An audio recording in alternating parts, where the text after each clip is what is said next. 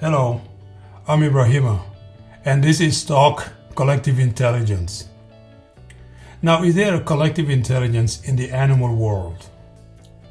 This is a very interesting question, a question that is also subject to many conversations over the past few decades, at least since the emergence of the information sharing digital culture in cyberspace. Now, the idea that a group of animals of the same species or for different species can form systems that are capable of creative collaboration, collective purposeful interactions leading to collective intelligence, entails that, like humans, animals are also intelligent creatures. And of course, this question immediately starts another obvious one. What is intelligence in fact? Now, the Merriam-Webster Online Dictionary defines intelligence as the ability to learn or understand or to deal with new or trying situations. This is a very simple and straightforward definition indeed. Travavas, a scholar on plant intelligence, provides a synthetic definition with three very important elements worth our attention here. First, intelligence is defined as a property that an individual has as it interacts with its environment or environments. Second, intelligence is related to the agent's ability to succeed or profit with respect to some goal or objective. And finally, intelligence depends on how able the agent is to adapt to different objectives or different environments. Now, if we take a closer look at these definitions that I have just provided, we can come up with our own synthetic perspective. So, intelligence is the ability to learn, the ability to understand, to deal with new situations, to deal with challenging situations. It is a property resulting from the individual's interactions with the external environment. It is the ability to reach one's goals, to adapt to different objectives, and finally, it is the ability to adapt to different environments. So the next question coming out of this voyage into definition territories is, can we really safely and scientifically apply these elements to an insect? Can we apply them to a lion? Can we do the same with an elephant, a wolf, a musk ox, a fish, or again a bird? A horse's response to a rider's command certainly seems to be suggesting intelligent behavior. But would it consent to be ridden if it was indeed intelligent? Now, even if we are able to demonstrate that a given bird is intelligent, can we apply that intelligence to a collective of birds? Is a swarm choreographing their movements and actions above in the sky, displaying collective intelligence?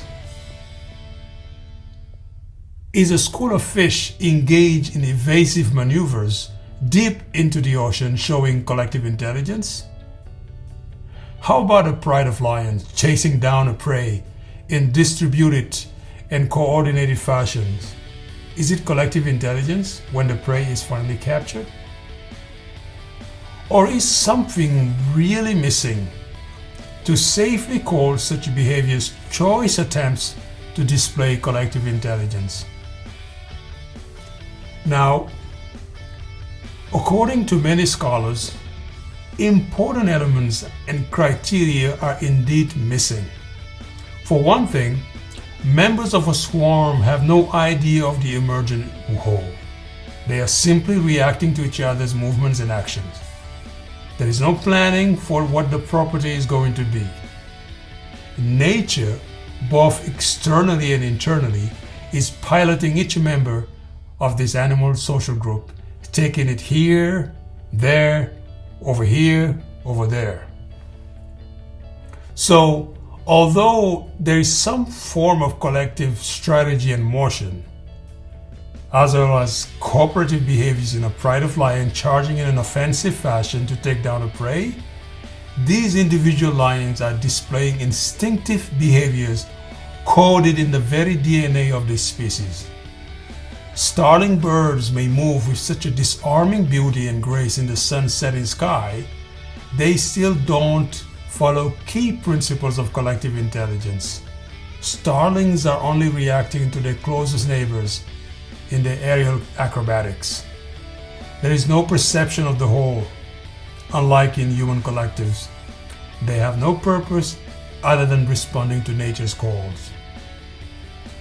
Now, although animals do not respond to all the criteria for us to call the result of their behaviors collective intelligence, they do have characteristics that we can learn from and apply in different areas of everyday life.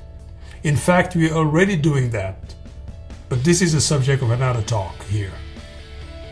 Now, to conclude, we can safely say collective intelligence in the animal world has been generating a lot of conversations, both scientific and unscientific, over the past few years. We can also say talking about animal collective intelligence is only useful if we answer the question about what intelligence is and whether we can apply such an answer to the animal world.